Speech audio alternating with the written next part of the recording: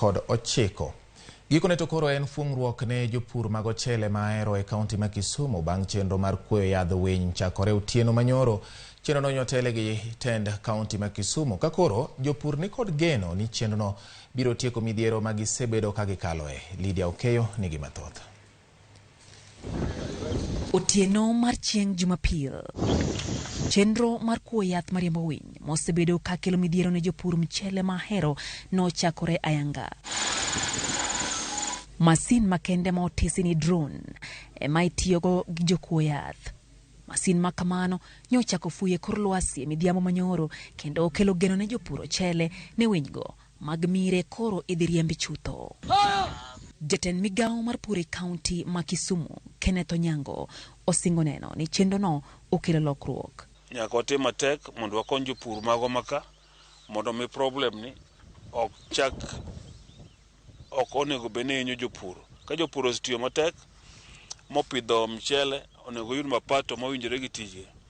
To koro ka winy dwa biro chandogi as the county government or when we link with the national government nyaka wayud solution.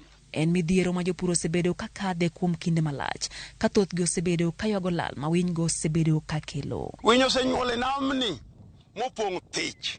Onge faida mwanyalo yudo e wach mar puro michele.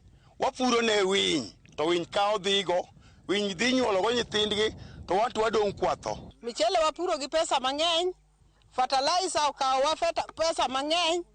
Sani wathagore kaka watimo onge nikech winy ochamonwa michele. Kuom thuolo malach, nyithindo, mine kod jodongo osebedo ka ywago reyo e wi mano ma giwacho ni ywaruok mar tend kaunti ma Kisumu e kedo gi winygo. Winyo ne ok go gi mitoka.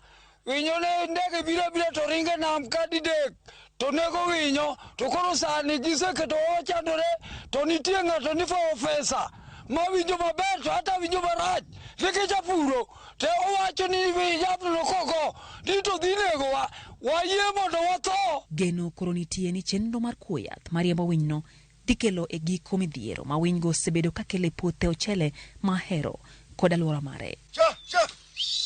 Lydia Okeyo, Ramogi TV.